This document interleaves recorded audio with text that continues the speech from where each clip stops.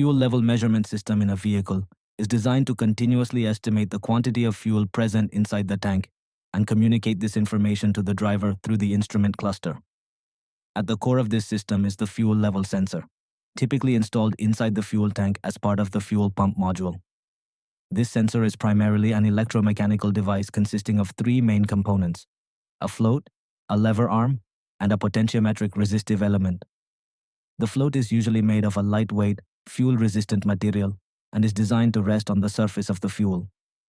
As the fuel level changes, the float moves vertically along with it. This vertical movement is mechanically transferred through a pivoted lever arm, converting linear displacement into angular motion. The lever arm is connected to a wiper, which moves across a resistive track inside the potentiometer. As the wiper changes its position, the effective resistance of the sensor varies continuously.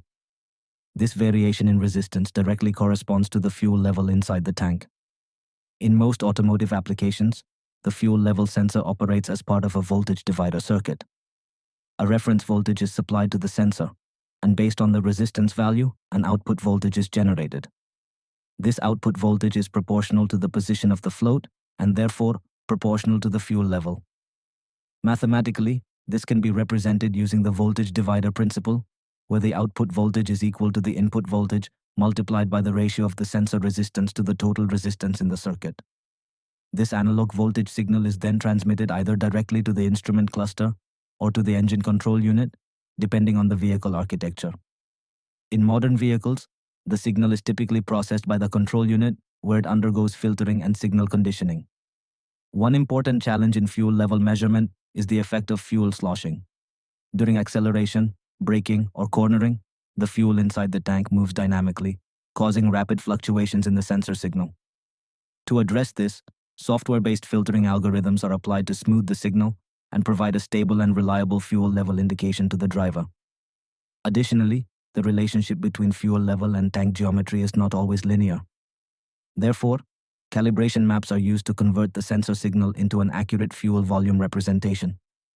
In vehicles with complex tank shapes, such as saddle tanks, multiple fuel level sensors may be used. The signals from these sensors are combined and processed to determine the overall fuel level.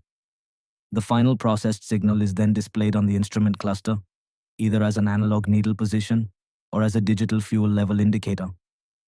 Despite its relatively simple construction, the fuel level sensor is subject to several failure modes. Over time, the resistive track can wear out due to continuous movement of the wiper, leading to dead zones or erratic readings. Electrical issues such as open circuits, short circuits, or connector corrosion can also affect the signal integrity. In such cases, the fuel gauge may show incorrect levels, fluctuate unexpectedly, or remain stuck at a fixed position.